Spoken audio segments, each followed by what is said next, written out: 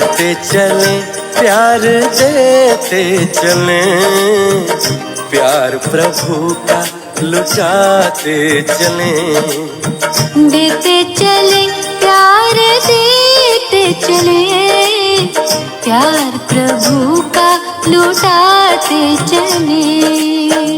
दीप राहों में जलने लगेंगे, जीवन सभी के संवरने लगेंगे। देते चले प्यार देते चले, प्यार प्रभु का लौटाते चले।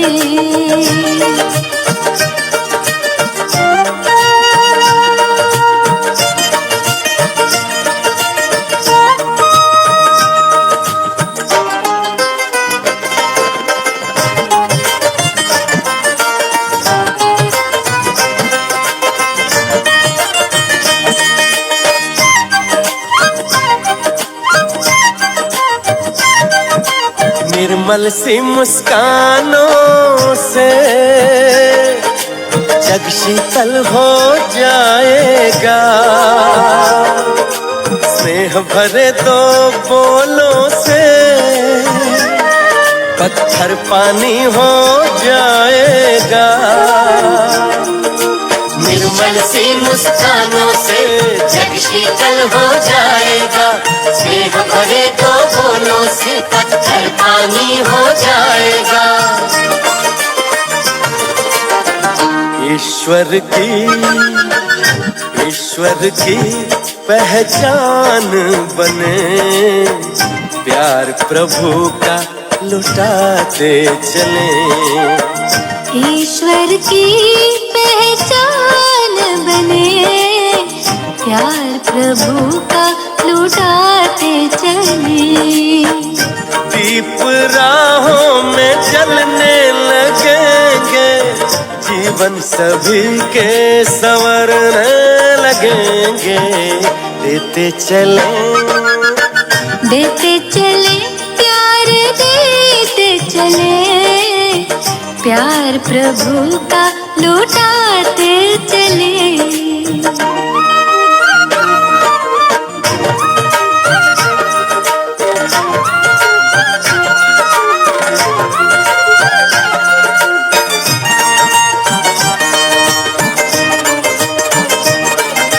साया करने वाले बादल सिर पर धूप संभाले हैं, खींच के बेखारे जल से मधुर मेह बरसाए हैं। साया करने वाले बादल सिर पर धूप संभाले हैं, खींच के बेखारे जल से मधुर मेह बरसाए हैं। सुख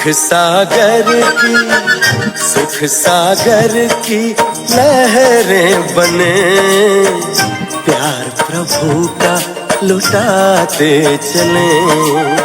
सुख सागर की लहर बने, प्यार प्रभु का लुटाते चले।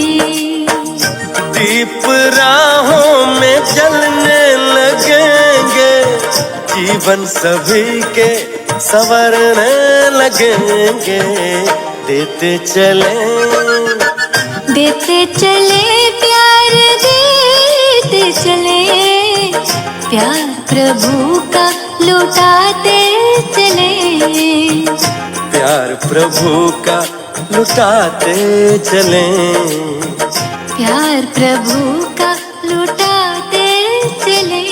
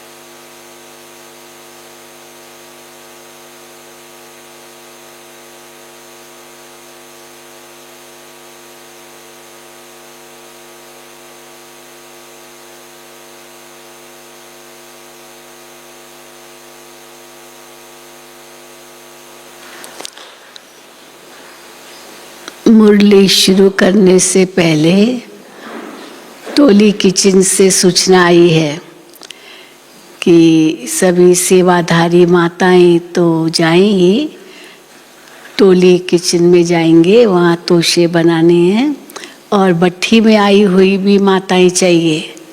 कहता है 40 माताएं चाहिए। तो जो भट्ठी में आई हुई माताएं हैं, टीचर कौन है?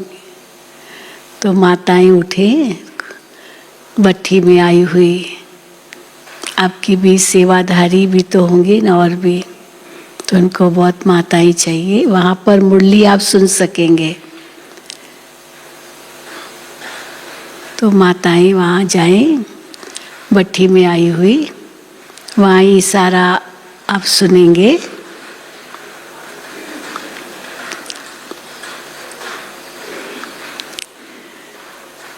ओम शांति।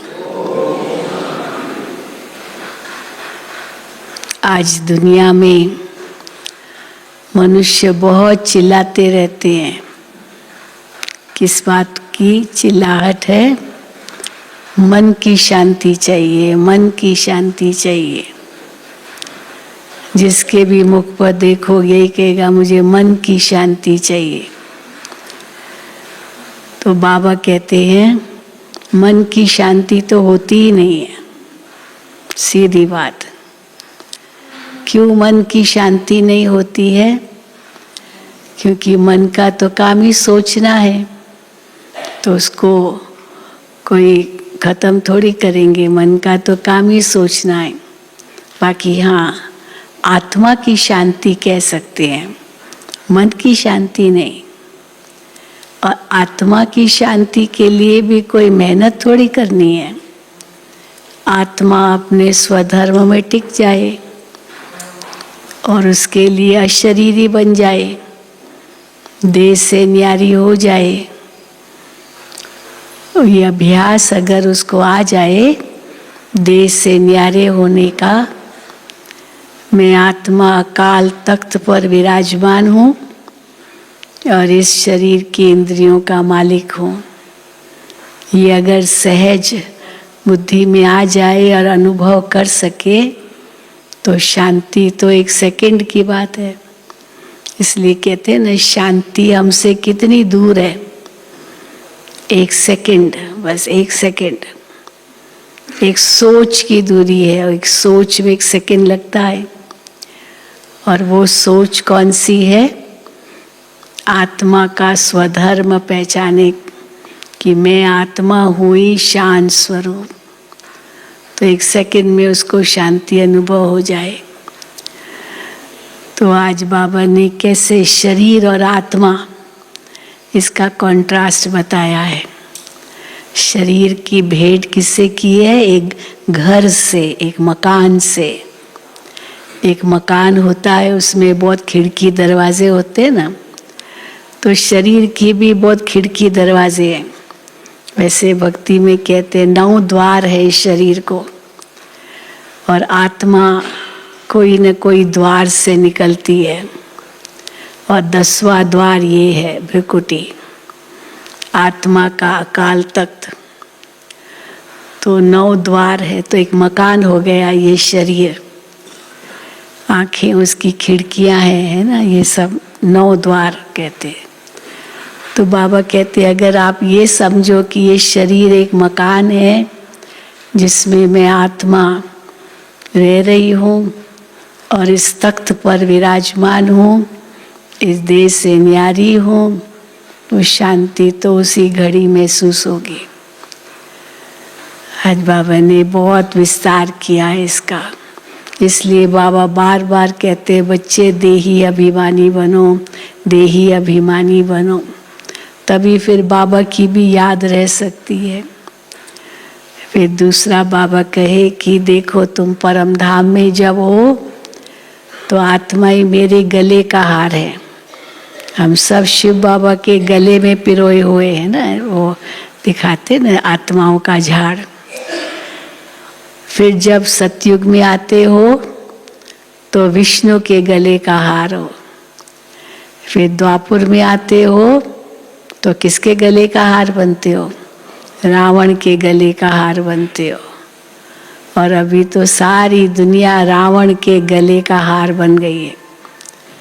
फिर बाबा आकर छुड़ाते हैं, फिर अपने घर ले जाकर अपने गले का हार बनाते हैं। तो देखो ये सारा ज्ञान भिन्न भिन्न रूप से कैसे बाबा समझाते हैं, ताकि सहज होकर हम बच्चों की बुद्धि में बैठ जाएं। तो सुनेंगे बाबा के महावाक्य।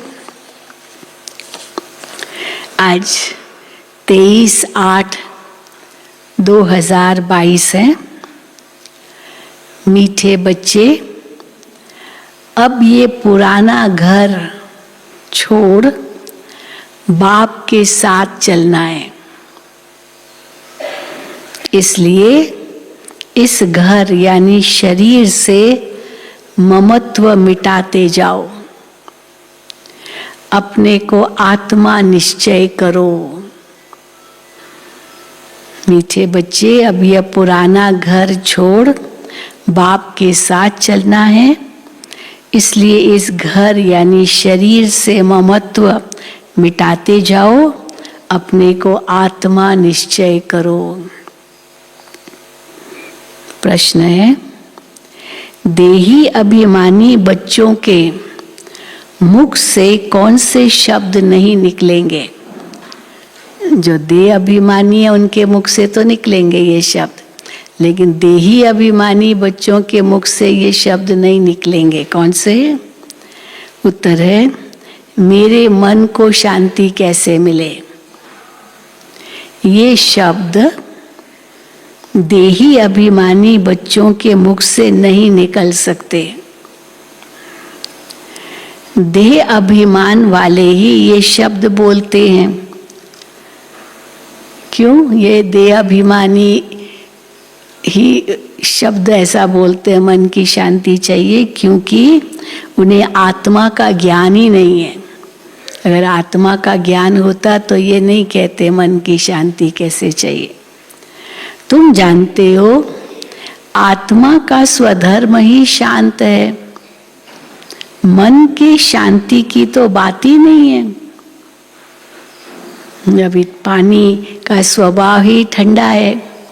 अब के पानी ठंडा कैसे हो, ठंडा कैसे हो, पानी को ठंडा करना रख दो। हाँ, पानी का तो स्वभाव ही ठंडा है। तो इसलिए बाबा कहते हैं मन के शांति की तो बात ही नहीं। आत्मा अपने स्वधर्म में टिक जाए तो मन शांत हो जाएगा।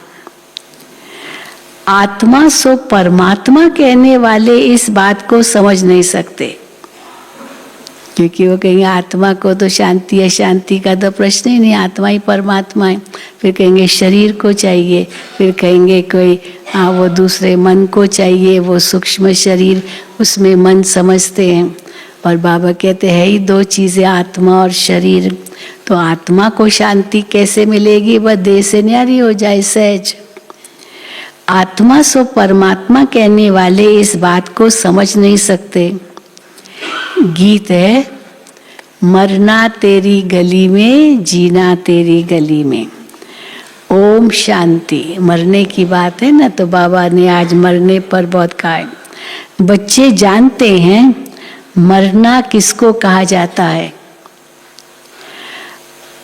आत्मा शरीर से अलग हो जाती है, उनको मरना कहा जाता है। यहाँ बच्चे जानते हैं हम जीते जी शरीर से अलग हैं और अपने परम पिता परमात्मा के साथ उनके धाम जाने वाले हैं। जो आत्माएं जा नहीं सकती उनको योग से पवित्र बना रहे हैं, क्योंकि पवित्रता बिना तो घर जा नहीं सकते। तो जो आत्माएं जा नहीं सकती उनको योग से पवित्र बना रहे हैं। इसको कहा जाता है नॉलेज। ये ज्ञान बाबा की आत्मा का देते हैं, फिर कहते हैं अभी मुझे याद करो तो पवित्र बनेंगे, तब घर चल सकेंगे। इसको कहा जाता है नॉलेज। अब रूह को नॉलेज मिलती है। ये बच्चे बच्चे कहने वाला कौन है?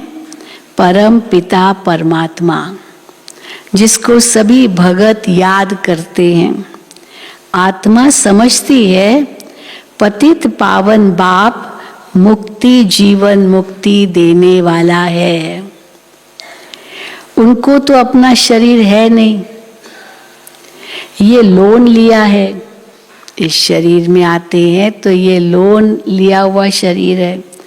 हमको भी ये छोड़ना है और जिसका घर है उनको भी छोड़ना है।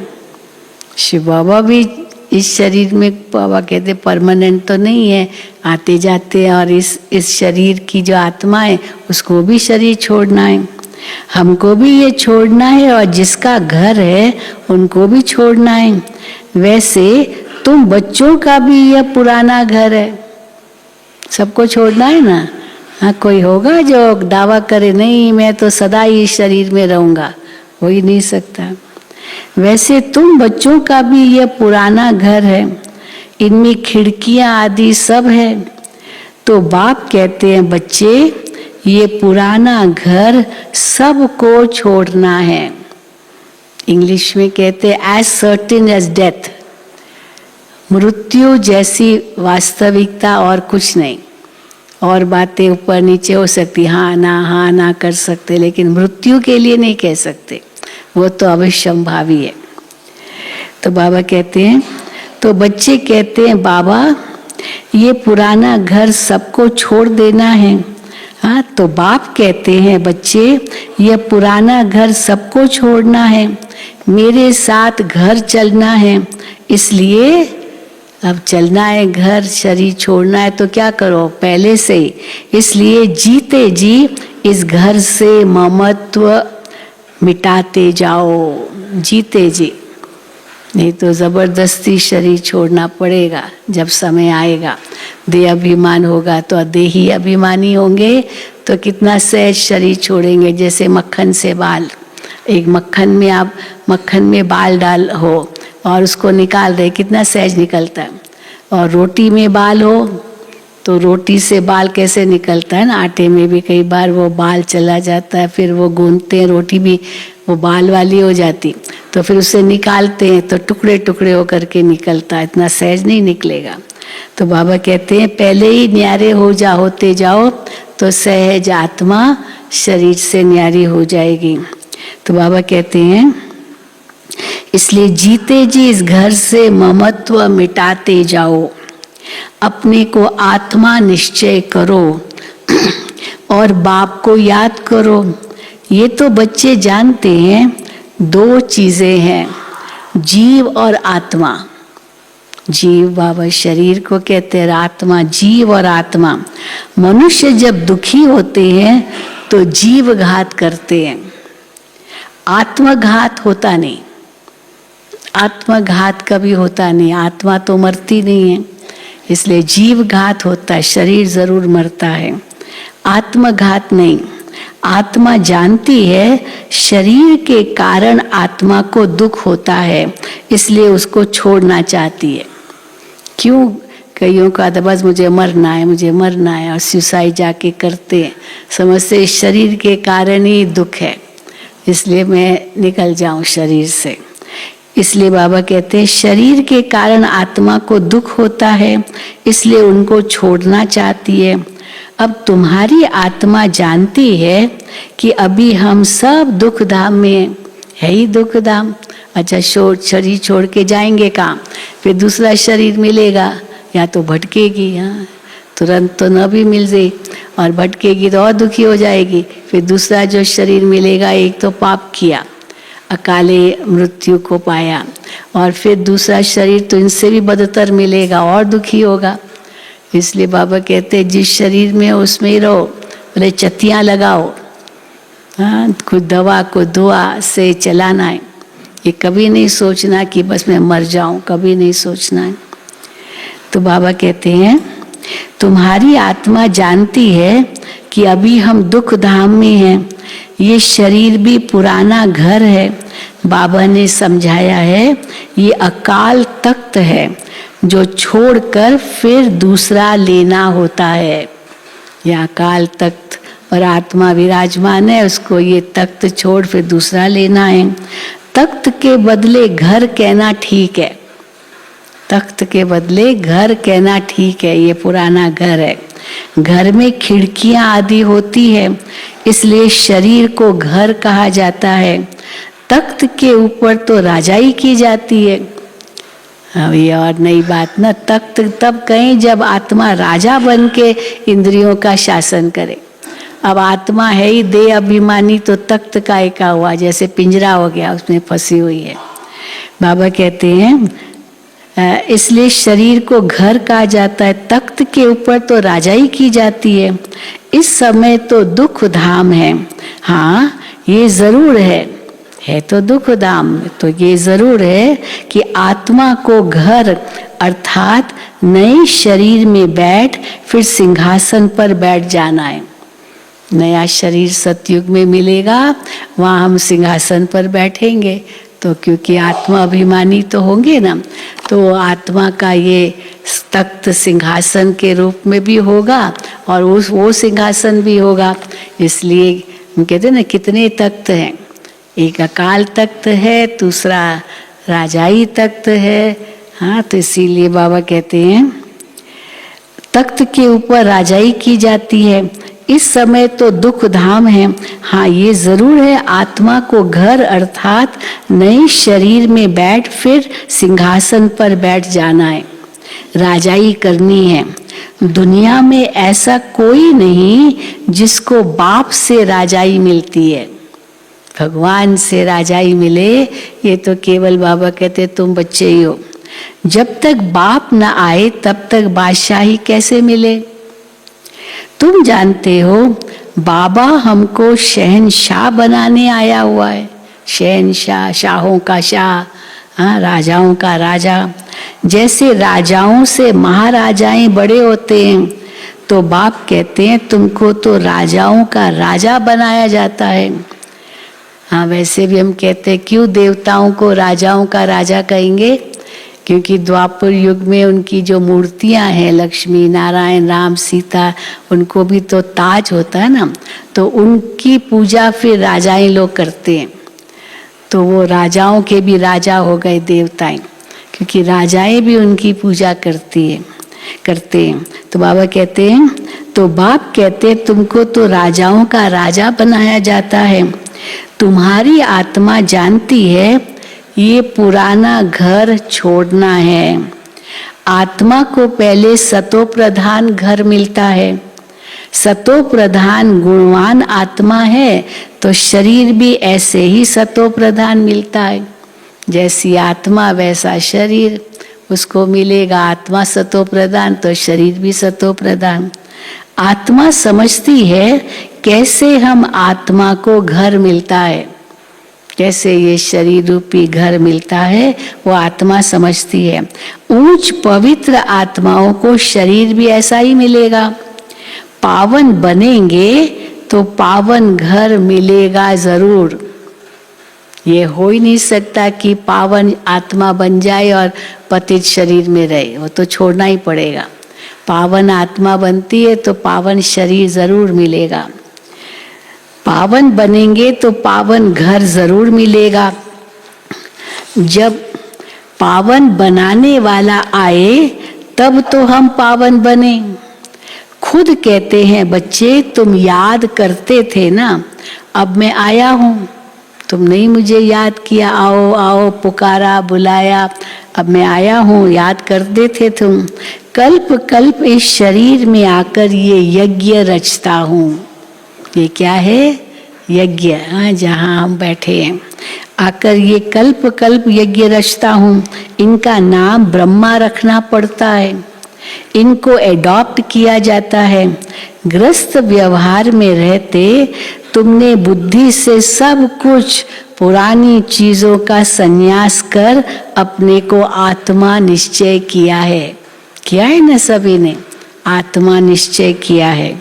अभी जीते जी सब संबंध तोड़ने हैं। तोड़ना माना भूलना। अब जीते जी सब संबंध तोड़ने हैं। बाप कहते हैं तुम्हें इस पुरानी दुनिया में रहना नहीं है। अच्छी लगती है क्या? जिनको बहुत अच्छी लगती है पुरानी दुनिया, हाथ उठाओ भाई। कोई को नहीं। ये पुरानी दुनिया में रहना नहीं है। समझाया जाता है हमारी एम ऑब्जेक्ट है नर से नारायण व मनुष्य से देवता बनना व स्वर्ग की बादशाही पाना। ये भी समझाया है कि मनुष्य सृष्टि तो एक ही है, कोई दूसरे ग्रह में जाकर या चंद्रमा में जाकर के नहीं हम रहेंगे। मनुष्य सृष्टि ये एक ही है। मनुष्य सृष्टि ये एक ही है जो चक्र लगाती है। इनको झाड़ भी कहते हैं। बड़ के झाड़ से भेंट की जाती है। उनकी आयु बहुत बड़ी होती है। बड़ के झाड़ की आयु बहुत बड़ी होती है। ये झाड़ जब नया है तब हम देवताएं ही रहते हैं। अभी तो पुराना हो गया है। ये सृष्टि रूपी झाड़, बड़ का झाड़ पुराना हो गया है। इसमें सब गरीब है। पाई पैसे का व्यापार करते हैं। कितना भी कोई धनवान हो, करोड़पति, अरबपति, पद्मपति, लेकिन ये बाबा कहते हैं पाई पैसे का व्यापार जो कुछ भी करते हैं, पाई पैसे का व्यापार करते हैं। अभी तुम बच्चे कौन सा व्यापार करते हो? उनका है पाई पैसे का व्यापार, भले करोड़ों का व्यापार है। और हमारा व्यापार कौन सा है? बाबा कहते अभी तुम बच्चे ज्ञान रत्नों का व्यापार करते हो। तो कितने कीमती है ये ज्ञान रत्न। अभी तुम बच्चे ज्ञान रत्नों का व्यापार करते हो। बाप से रत्न ले फिर औरों को देते हो।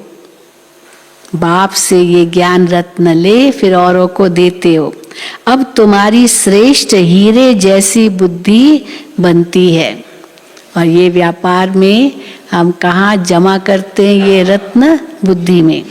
कोई और तिजोरी थोड़ी है जहाँ पर ये रत्न जमा करेंगे, बुद्धि रूपी तिजोरी।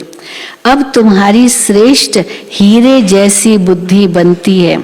तुम्हारा व्यापार ही है ज्ञान रत्नों का। ज्ञान रत्नों के बाद फिर क्या होगा? फिर यही रत्न भी, फिर वो रत्न भी तुमको अथाह मिलते हैं।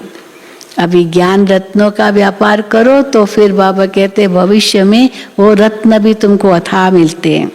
गाया भी हुआ है, सागर हीरे जवाहरातों की थाली ले तुम्हारे आगे भेंट रखते हैं। कहाँ से आते हैं? और सतयुग में कहाँ से हीरे जवाहरात आएंगे? वो सब सागर लेकर आएगा। सागर लेकर आता है। और कैसे हीरे जवाहरात होते हैं।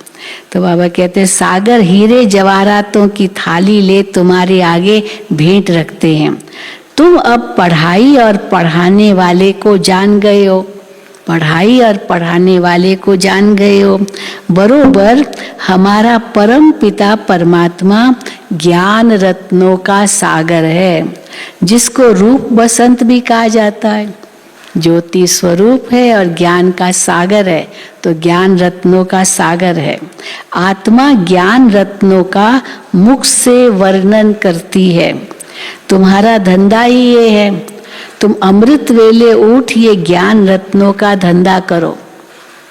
सवेरे सवेरे कोई सुनाने की बात नहीं है, लेकिन विचार सागर मंथन करो। ये भी जैसे धंधा करना है ना, अपनी सारी जो बाबा कहते हैं ना, जैसे धंधे वाले लोग होते हैं ना, वो अपनी मुरादी संभालते हैं। कितना बचा, कितना यूज हुआ, कितना प्रॉफिट हुआ। तो बाबा कहते हैं सवेरे ज्ञान रत्नों की पूंजी संभालो, उसका चिंतन करो। तो बाबा कहते हैं तुम अमृत वेले उठ ये ज्ञान रत्नों का धंधा करो। प्रभात अच्छा होता है। कहते हैं राम नाम सिमर प्रभात मोरे मन। ये आत्माओं ने कहा ना। किसने कहा? राम नाम सिमर प्रभात मोरे मन, आत्मा ने कहा। मन बुद्धि तो आत्मा में है। मनुष्य देह अभिमान में रहते हैं तो कहते हैं मन मेरा शांत नहीं होता। जैसे कि शरीर में मन है, परंतु आत्मा कहती है मेरे मन को, बुद्धि को ज्ञान नहीं है। मन शांत नहीं होता का मतलब क्या है? मन और बुद्धि को ज्ञान नहीं है। अगर ज्ञान मिल जाए मन बुद्धि को तो ऑटोमेटिकली आत्मा शांत हो जाए, मन भी शांत हो जाए। तो मेरे मन को बुद्धि को ज्ञान नहीं है, मुझे शांति चाहिए। वो अपने को आत्मा तो समझते नहीं है। शांत व अशांत आत्मा होती है। आत्मा कहती है मैं अशांत आत्मा हूँ, मैं शांत आत्मा हूँ। देह अभिमान वाला कहेगा हमारे मन को शांति कैसे मिले। पर हम बच्चे देही अभिमानी बनते हैं, हमको पता है आत्मा का स्वधर्मी शांति है, तो हम कभी नहीं कहेंगे कैसे हमारे मन को शांति मिले। तो बाबा कहते देह अभिमान वाला कहेगा हमारे मन को शांति कैसे मिले। मन क्या है ये भी समझते नहीं है। आत्मा को शांति मिलती है व आत्मा के मन को शांति मिलती है। आत्मा को शांति मिलती है। पहले तो आत्मा को जानना पड़े। आत्मा का स्वधर्म है ही शांत। ये शरीर तुम्हारे ऑर्गन्स है, इससे चाहे काम लो चाहे स्वधर्म में टिको, आपके हाथ में। अब बाजा मेरे पास है, हारमोनियम मेरे पास है, तबला मेरे पास है, और ये वाद्य जो है वो हमारे पास है, हमको आता ही चलाना, लेकिन यूज करो न करो रखो आपके हाथ में है ना। तो इसलिए बाबा कहते ये तो शांत बैठे ही हैं, इनसे चाहे काम लो चाहे स्वधर्म में टिको। सन्यासी भी इस बात को नहीं जानते, वो तो कह देते आत्मा सो परमात्मा, परमात्मा सो आत्मा। इसलिए आत्मा के बारे में तो ये कहेंगे ही नहीं कि आत्मा को शांति चाहिए, क्योंकि आत्मा तो परमात्मा है। वो तो कह देते आत्मा सो परमात्मा, परमात्मा सो आत्मा। परंतु ताकत कैसे मिले, ताकत कैसे मिले जो शांति में रह सके। जब तक आत्मा का कनेक्शन परमात्मा से नहीं है, शांति के सागर के साथ संबंध नहीं है, तब तक आत्मा को शांति भी कैसे मिल सकती है। परंतु ताकत कैसे मिले जो शांति में रह सके। जब बाप को याद करे तभी ताकत मिले। शांति की भी ताकत है ना, शांति की शक्ति है। ये शक्ति तब मिले जब बाप को याद करे। पहले अपने को आत्मा समझे, फिर बाप को याद करे, तब शांति की ताकत मिले। जब बाप को याद करे तभी ताकत मिले। सिर्फ शांति से तो कोई फायदा नहीं, बस शून्य होके बैठ जाते हैं, बिल्कुल नील ब्लैंक। तो बाबा कहते हैं उससे तो कोई फायदा नहीं।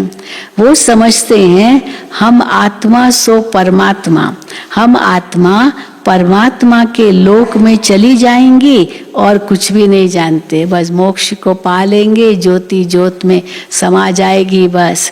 तो बाबा कहते हैं और कुछ भी नहीं जानते। पुनर्जन्म को ही भूल जाते हैं कि आत्मा तो जरूर पुनर्जन्म में आएगी, बाबा कहते हैं भूल जाते हैं। 84 जन्मों को भी भूल जाते हैं। तो बाप सम्मुख समझाते हैं, तुम समझते हो कि अभी हमें बाप के गले का हार बनना है। कहाँ जाकर बनेंगे बाप के गले का हार? परम धाम में, है ना। आत्माएं शिव बाबा के गले में पिरोई जाएंगे। तो बाबा कहते हैं अभी तुम समझते हो कि हमें बाप के गले का हार बनना है। हम असूल उस बाप के गले का हार थे। जब परम धाम में आत्माएं हैं तो बाप के गले का हार है, तो हम असूल में वही थे, गले का हार थे बाबा के। अब नाटक पूरा होता है। नाटक में एक्टर खेलते भी हैं और टाइम भी देखते रहते हैं। जब लास्ट सीन्स आती है ना तो उनको पता है अभी बस नाटक पूरा होने वाला है, तो घड़ी भी देखेंगे अभी नाटक पूरा होने वाला है। तो एक्टिंग भी करते हैं पर समय को थोड़ी भूलते हैं कि अभी पूरा होने वाला है। नाटक में एक्टर खेलते भी रहते हैं और टाइम भी देखते रहते हैं। अभी नाटक पूरा होता है, बाकी इतना टाइम है। टाइम पूरा हुआ, सब एक्टर आकर खड़े हो जाते हैं, मंच पर सब आ जाते हैं, डायरेक्टर सहित सब मंच पर खड़े हो जाते हैं। फिर ड्रेस बदली कर घर चले जाते हैं। हूबहू तुम्हारा भी ऐसा ही पार्ट है। हूबहू तुम्हारा भी ऐसे ही पाठ है। तो बाप आया है लेने के लिए, ये प्रश्न ही नहीं उठता। बाप आया है लेने के लिए, तुमको घर जाना है, तो ये प्रश्न ही नहीं उठता आत्माएं वहां होंगी व नहीं होंगी ना, वहीं तो रहती है, वहीं से तो आई है।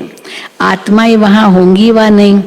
हमारा काम है वर्षा लेना, इन सब बातों में नहीं जाना। अब कितनी आत्माएं बाकी होंगी, बाकी कितनी आत्माओं को आना है, बाबा कहते इन बातों में तुम मत जाओ, बस वर्षा लेना ये सोचो ना।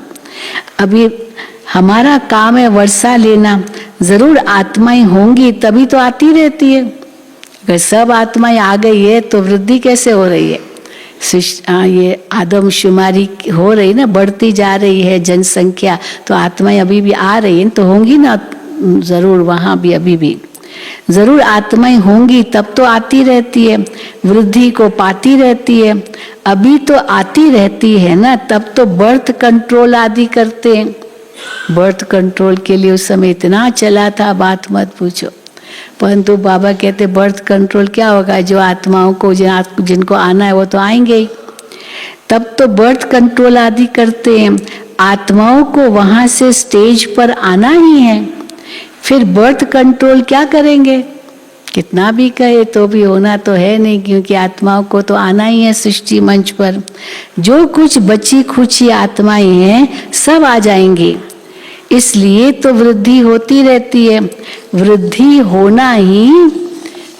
होनी ही है, निश्चित है।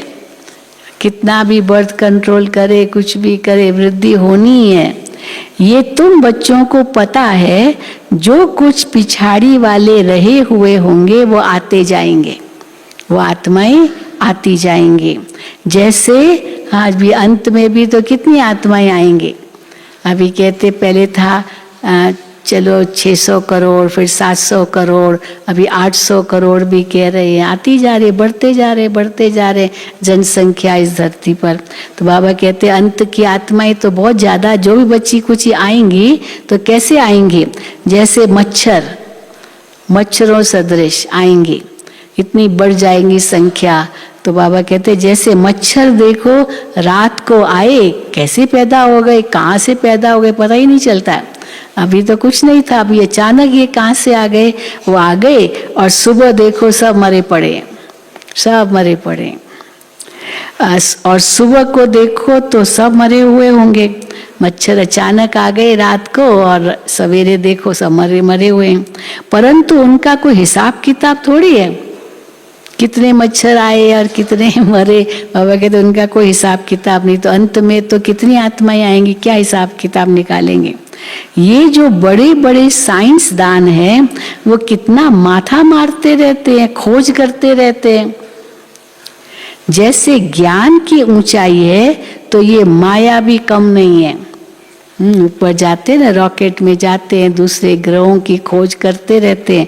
तो बाबा कहते हैं ये भी साइंस का घमंड है, खोज करते रहते हैं। जैसे ज्ञान की ऊंचाई है, कितनी ऊंची ऊंची बातें बाबा सुनाते हैं, उसी प्रकार बाबा कहते हैं माया भी कम नहीं है। देखो आसुरी मत पर क्या क्या बना रहे हैं, श्रीमत क्या कहती है और साइंस वाले क्या करते रहते हैं। सुख भी है तो इन चीजों से विनाश भी होना है। विज्ञान सुख भी देता है, फिर विज्ञान से दुख भी मिलना है, विनाश भी होना है। तो साइंस और साइलेंस, तुम सदैव बाप को याद करते रहते हो साइलेंस में। उनको फिर साइंस का कितना घमंड है, कितने एरोप्लेन बारूद आदि हैं। साइंस पर साइलेंस की विजय होती है। अंत में क्या होगा, साइंस का पूरा भपका निकलेगा, तभी तो विनाश होगा ना। पर फिर साइंस पर साइलेंस की विजय हो जाएगी।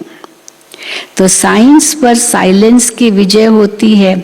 कई कहते हैं मन जीते जगत जीत, और बाबा क्या कहते हैं, मन जीते जगत जीत नहीं। मन को जीतने की बात नहीं है। मन तो आपका मित्र है, वो दुश्मन थोड़ी है जो उसको जीतना है, वो तो दुश्मन को जीतना होता है। तो मन तो आपका मित्र है, मन ही तो है जिससे तुम बाबा को याद करते हो। तो मन जीते जगत जीत थोड़ी, तो मन जीते जगत जीत नहीं, क्या कहेंगे? हाँ, माया जीते जगत जीत कह सकते हैं, क्योंकि माया को जीतना है, माया को जीतना है। माया जीते जगत जीत कह सकते हैं। आत्मा अशरीरी हो बाप के पास चली जाएंगी। माया को जीता, अशरीरी हो गए, पावन हो गए, शुद्ध हो गए, बाप समान हो गए, संपूर्ण हो गए, तो फिर चली जाएगी घर। कहते हैं मन में संकल्प विकल्प न आए। अब बाप कहते ये तो जरूर आएंगे। अब मन में संकल्प कैसे नहीं आएंगे? अभी हमको क्लास में आना है तो संकल्प तो करेंगे ना, अभी मुझे क्लास में जाना है, अभी संकल्प ही नहीं करेंगे तो क्या करेंगे? तो फिर एक्शन कैसे होगा? एक्शन तब हो जब पहले मन में संकल्प आए, तभी तो कर्म में आएंगे। बाप कहते ये तो जरूर आएंगे मन में संकल्प। माम एकम याद करो, हाँ विकल्प ना आए, अशुद्ध संकल्प ना आए, उसके लिए बाबा को याद करो। तो बाबा की याद होगी तो अशुद्ध संकल्प नहीं आएंगे। माम एकम याद करो। हम आत्मा अपने साइलेंस होम मुक्ति धाम में जाती है, पियर घर जाती है। परम धाम क्या है? हमारा पियर घर है। तो बुद्धि में यही रहता है, बाबा आया है हमको ले जाएंगे। गाइड तो बाबा ही है ना, और तो कोई नहीं ले जाएगा, गाइड बाबा ही है। कहते हैं मेरे लाडले बच्चों मैं तुमको साथ ले जाऊंगा। वो गाइड कहता है मेरे लाडले बच्चों मैं तुमको साथ ले जाऊंगा। कोई ने भी घर का रास्ता देखा नहीं है जो तुमको ले जाए, कोई गया ही नहीं है। कोई गया हो तो चलो रास्ता उसको पता है और दूसरों को ले जाए, कोई गया ही नहीं है, रास्ता ही नहीं मालूम है। तो बाबा कहते हैं मैं ही तुमको घर ले जाता हूँ। कोई ने भी घर का रास्ता नहीं देखा है, अगर एक ने देखा हो तो बहुत देख ले, सबको बता दे कि ऐसे जाना होता है घर, वो जाना भी सिखलावे। फिर यहाँ तो मनुष्य तंग होकर कहते हैं जाएं, हाँ छूटे, इस शरीर से छूटे, इस संसार के से छूटे, तो तंग होकर कहते हैं जाएं। सतयुग में ऐसे थोड़ी कहेंगे, सतयुग में कहेंगे क्या हम इस शरीर को छोड़कर जाएं? नहीं, सुख धाम को ही सब याद करते हैं। तो बाप कहते हैं मैं सबको ले जाऊंगा। और कैसे ले जाऊंगा? मच्छरों सदृश, मच्छरों सदृश ले जाऊंगा। वो सिर्फ कह देते हैं बौद्ध की आत्मा निर्वाण धाम में गई, ऐसे ही कह देते हैं। अगर वो चला गया, हाँ बुद्ध की आत्मा अगर वहाँ चली गई तो बाकी सब उनकी इतनी वंशावली कैसे जाएगी? वो तो चला गया, सबको छोड़ के चला गया, तो वो भी तो नहीं जा सकता, उसको भी यहीं जन्म मरण में आना है, तभी तो अंत में उसके साथ उसकी आत्माएं भी जाएगी। शिव बाबा के पीछे पीछे तो वो भी तो जाएंगे। तो बाबा कहते हैं वो सिर्फ कह देते हैं कि बुद्ध की आत्मा निर्वाण धाम गई। अगर वो चला गया तो बाकी सब उनकी इतनी वंशावली कैसे जाएगी? कोई जा नहीं सकते हैं। इस समय तो आत्माएं कितनी अथाह है, मच्छरों सदृश है ना। सबको ले जाना एक बाप का ही काम है। बाप कहते हैं मेरे गले का हार बनने से, फिर पहले बाबा के गले का हार बनते हैं, फिर विष्णु के गले का हार बनेंगे और गिरेंगे भी सबसे पहले। तो रावण के गले का हार भी पहले पहले कौन बनेंगे? हम ही बनेंगे, हाँ, क्योंकि हम ही द्वापर में पहले पहले आएंगे, त्रेता के बाद तो हम ही पहले रावण के गले का हार बनेंगे। तो बाबा कहते हैं मेरे गले का हार बनने से फिर विष्णु के गले का हार बनेंगे, गिरेंगे भी सबसे पहले। वो पुजारी बनते हैं तब रावण के गले का हार बनते हैं। कोई देवताओं की आत्माएं पूज्य से पुजारी बनती है तो रावण के गले का हार बनते हैं। आखिरी ये हालत हो जाती है कि इस समय सब रावण के गले का हार है। तुम जानते हो हम आधा कल्प सुख में और आधा कल्प दुख में रहते हैं। रावण के गले का हार पहले पहले कौन बनते हैं? देवी देवता धर्म वाले बनते हैं, रावण के गले का हार। फिर और धर्म वाले आएंगे, वो भी रावण के गले का हार बनेंगे।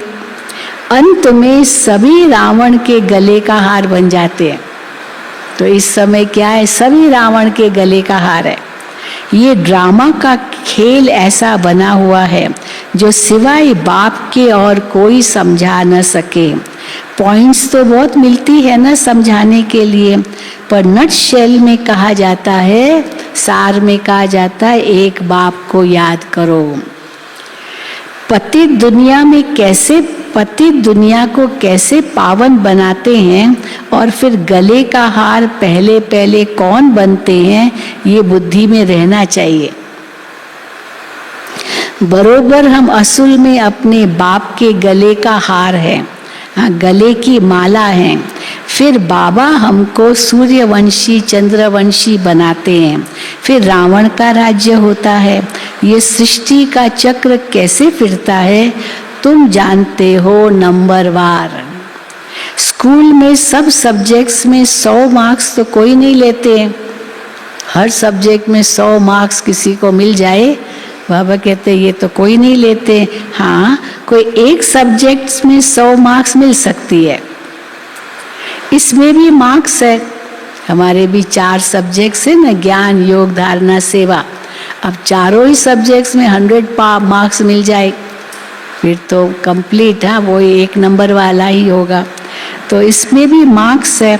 दैवी गुण धारण करना भी कितना बड़ा सब्जेक्ट है, ज्ञान योग धारणा सेवा।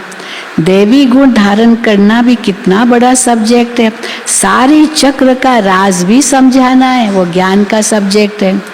कोई में गुण कम है तो फिर भी मुरली अच्छी चलाते हैं। कई ऐसे हैं गुण कम है पर मुरली तो चला सकते ना। नंबरवार तो होते ही है ना। जो पास होते हैं वो गले का हार बनते हैं, जो पास होते हैं वो गले का हार बनते हैं। अब बाप तो परफेक्ट है, उन जैसा परफेक्ट कोई हो नहीं सकता। शिव बाबा जैसा परफेक्ट कोई हो नहीं सकता। वो तो जन्म मरण में आता ही नहीं है शिव बाबा। तो तुम्हारी बुद्धि में कितनी नई नई पॉइंट्स है जो और कोई की बुद्धि में बैठ नहीं सकती। ये है गॉड फादरली यूनिवर्सिटी। कहाँ बैठे हैं सब? पहले बाबा ने कहा यज्ञ में बैठे, फिर ये है गॉड फादरली यूनिवर्सिटी। भगवान वाच मैं राजयोग सिखलाता हूँ। तो अब समझ में आता है, क्या समझ में आता है कि भारत कितना अमीर था। राजयोग तो राजा ही थी, भारत कितना अमीर था, अभी गरीब है। प्राचीन भारत बड़ा साहूकार था, उनको पैराडाइज कहते हैं। घर में कोई अच्छे कुल के होते हैं, गरीब बन जाते हैं तो उन पर तरस पड़ता है। अब ये क्यों बाबा कहते हैं? क्योंकि भारत पर सबका तरस पड़ता है, भारत को मदद कर रहे हैं। तो बाबा कहते हैं घर में कोई अच्छे कुल के होते हैं, गरीब बन जाते तो उन पर तरस पड़ता है। कहेंगे बेचारा कितना गिर गया, फिर उनको चढ़ाने की कोशिश करते हैं। अब ये राज बाबा बताते, क्रिश्चियन लोगों ने भारत के पैसे बहुत लिए हैं। अंग्रेजों ने सबसे ज्यादा भारत को लुटाए, सबसे ज्यादा। उस दिन हमको कोई फोटो दिखा रहा था, कहा कि क्वीन एलिजाबेथ का वो मतलब महारानी का या कहीं दिखाया, इतना सोना सोना सोना है उनके वहाँ पर। तो कहा ये सब भारत से लूटा हुआ सोना है हाँ, भारत से लूटा हुआ सोना है। तो बाबा कहते हैं क्रिश्चियन लोगों ने भारत के पैसे बहुत लिए हैं, उस धन से खुद साहूकार बने हैं। अंग्रेज साहूकार बन गए भारत से लूट लूट करके।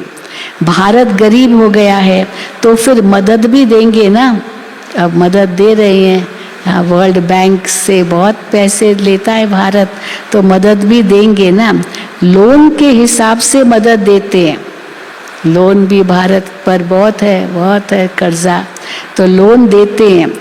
तुम जानते हो क्या हिसाब किताब है, क्या हिसाब किताब है। हम लोन लेते जा रहे हैं, वापस करेंगे?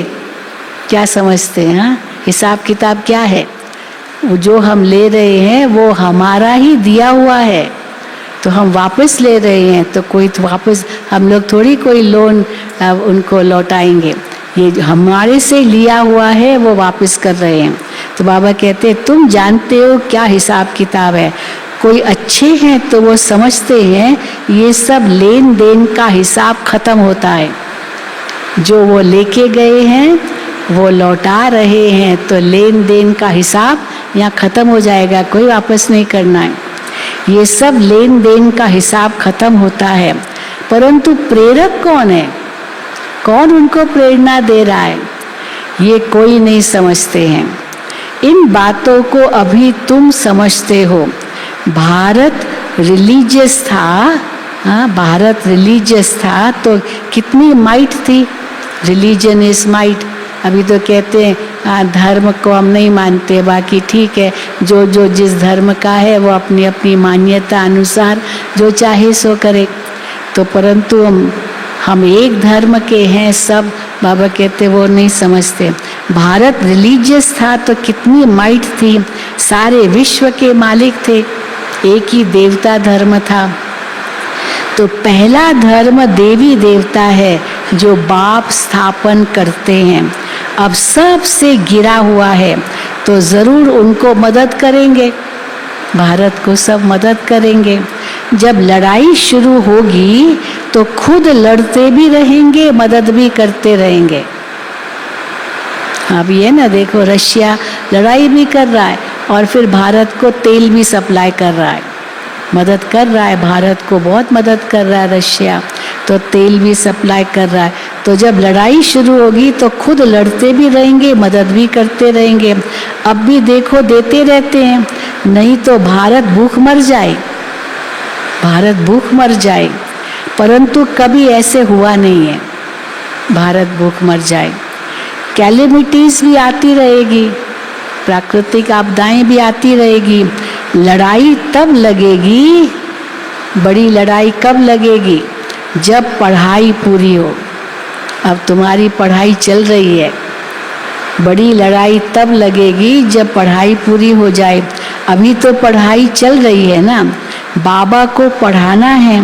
ब्रह्मा द्वारा आदि सनातन देवी देवता धर्म की स्थापना हो रही है। अच्छा, मीठे मीठे सिकी लदे बच्चों प्रति माता पिता बाप दादा का याद प्यार और गुड मॉर्निंग। रूहानी बाप की रूहानी बच्चों को नमस्ते। हम रूहानी बच्चों की रूहानी बाप दादा को याद प्यार, गुड मॉर्निंग और नमस्ते। धारणा के लिए मुख्य सार पहला, अभी ज्ञान रत्नों का धंधा करना है। रूप बसंत बन पढ़ाई पढ़नी और पढ़ानी है। अभी ज्ञान रत्नों का धंधा करना है, रूप बसंत बन पढ़ाई पढ़नी और पढ़ानी है। दूसरा, बाप के साथ वापस घर जाना है, इसलिए पवित्र बनना है। बाप के साथ वापस घर जाना है, इसलिए पवित्र बनना है। अशरीरी बन बाप की याद में रह साइलेंस बल से साइंस पर विजय पानी है। अशरीरी बन बाप की याद में रह साइलेंस बल से साइंस पर विजय पानी है। वरदान, सदा उमंग उत्साह के पंखों द्वारा उड़ने और उड़ाने वाले मजबूत और अथक भव। सदा उमंग उत्साह के पंखों द्वारा उड़ने और उड़ाने वाले मजबूत और अथक भव। आप आत्माएं अनेक आत्माओं को उड़ाने के निमित्त हो, इसलिए उमंग उत्साह के पंख मजबूत हो। सदा इसी स्मृति में रहो कि हम ब्राह्मण विश्व कल्याण के जवाबदार हैं, तो आलस्य और अलबेलापन स्वतः समाप्त हो जाएगा। कभी भी थकेंगे नहीं। जिसमें उमंग उत्साह होता है वो अथक होते हैं। वो अपने चेहरे और चलन से सदा औरों का भी उमंग उत्साह बढ़ाते हैं। स्लोगन, बाप के संग का रंग लगा हुआ हो तो सब बुराइयां सहज ही परिवर्तन हो जाएगी। बाप के संग का रंग लगा हुआ हो तो सब बुराइयां सहज ही परिवर्तन हो जाएगी। अच्छा, ओम शांति, ओम शांति। आप सभी ने बोर्ड पर तो देखा ही होगा कि आज सेवाधारी भाई बहनों को दादी जी के निमित्त सौगात मिलेगी।